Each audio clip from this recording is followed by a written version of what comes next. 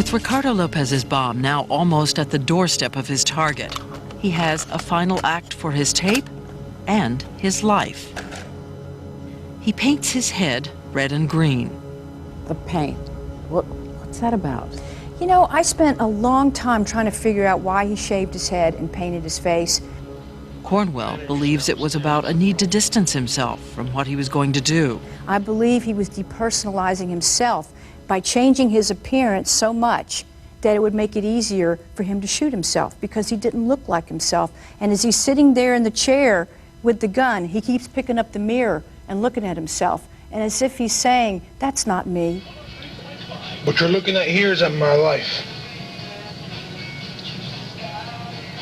Hello, you see me? Taurus. 0A153241. That's my life right there. Cornwell hears what Lopez says on the tape about purchasing the gun.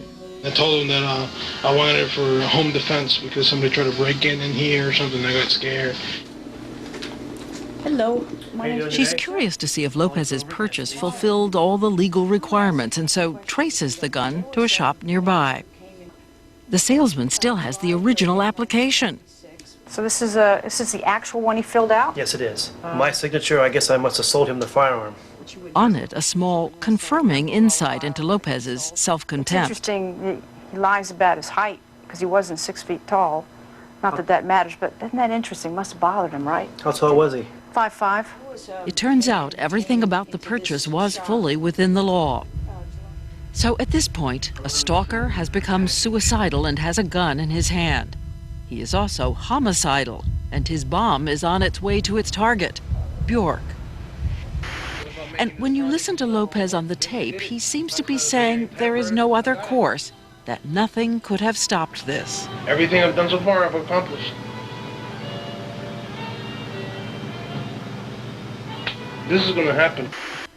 Cornwell says sometimes family and friends could be a last line of defense, but they're not an infallible one.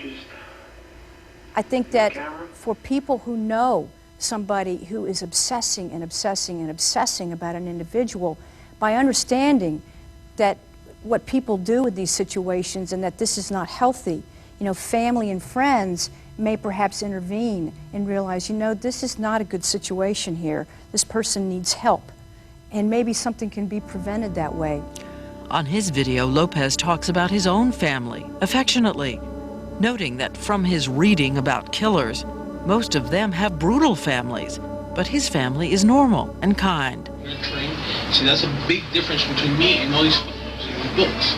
Okay, all these reviews, broken homes. No, I had a, not perfect, but a very stable foundation, strong family. He also notes that his family sent him to a psychiatrist, and that he gave a hint to the psychiatrist something was wrong, but nothing about his true deranged plan. I went to the psychiatrist Thursday. I told him my problem. Of course, I wasn't 100% honest. Can't be. Of course, I couldn't say anything about killing people or nothing. Including killing himself. These are the last few minutes of my life.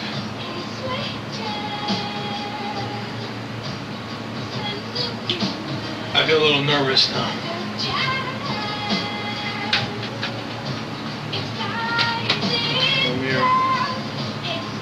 You can do it.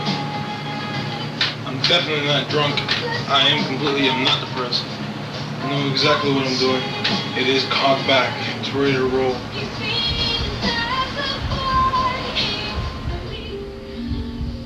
The videotape does not stop at this point, but we do. As Bjork's music plays in the background, Lopez puts the gun to his mouth and pulls the trigger. Would it have been instant death with that bullet, that way? I think so. He would have hemorrhaged very quickly. Yes, he would have lost consciousness and within minutes would have been dead. And it sees black stuff on both sides? Yeah. That's pretty bizarre to me. 6 years later in the CSI lab, Patricia Cornwell and Sue Courtney noticed that on the gun, the grease paint is still wet. Still, it rubs off, whatever this And remember, Lopez died believing that his bomb